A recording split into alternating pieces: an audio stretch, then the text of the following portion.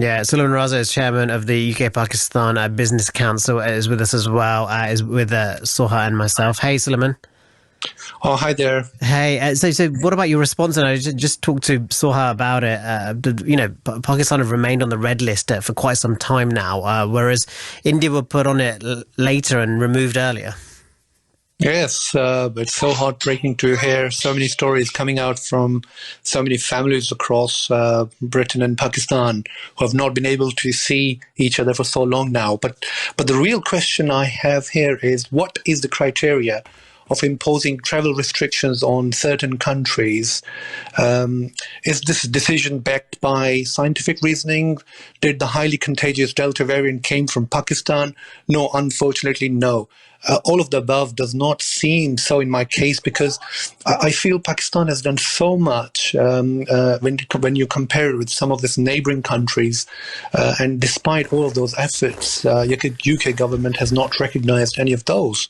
The Economist ranked Pakistan third for its responsiveness against COVID-19. And recently, Pakistan has been vaccinating over 1 million people a day, which is an incredible effort. Just today, a couple of days ago, Pakistan's recorded cases were less than 4,000.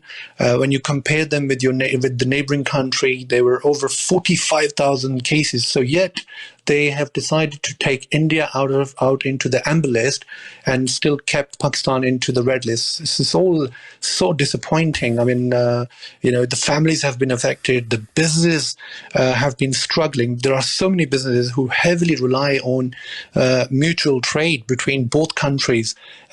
These are the businesses which have been built over the years of sacrifices and hard work, are shattering due to these decision of red list made, especially when it's made on an unfair ground. When this Delta variant came out, everybody was crying towards the government to seal the borders off, but the government took so long. I think we have been penalized for the government's mistakes previously, and now Pakistan, I don't know.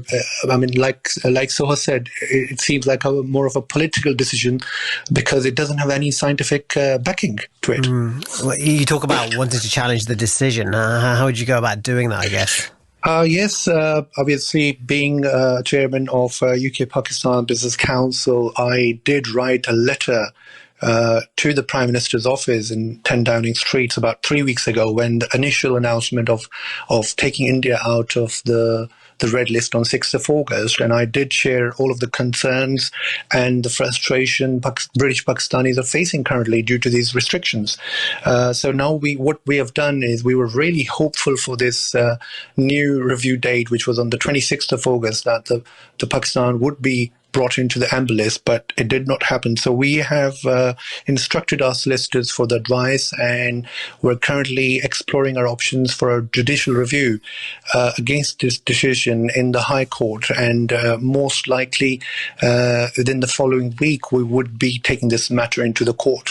Interesting stuff. So I'm just going to quickly give some information. The system, the traffic light system, is based on 4 points of criteria: the percentage of a country's population that have been vaccinated, the rate of infection, prevalence of variants of concern, and the country's access to reliable scientific data and genomic sequencing. So my final question to you then is do they need to, I suppose, check the latest data more frequently in order for a change to happen? Because at the moment it seems as though Pakistan will remain on the red list despite the peak sort of drifting off and the numbers improving.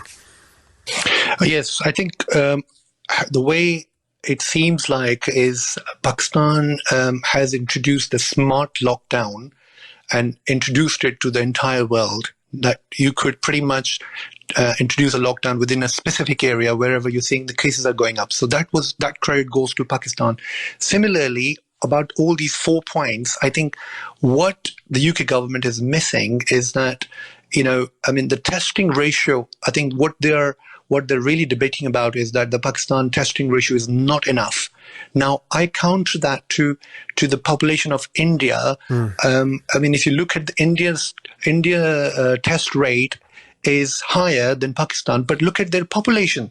If you look at into the contrast of the population, Pakistan is still doing much better than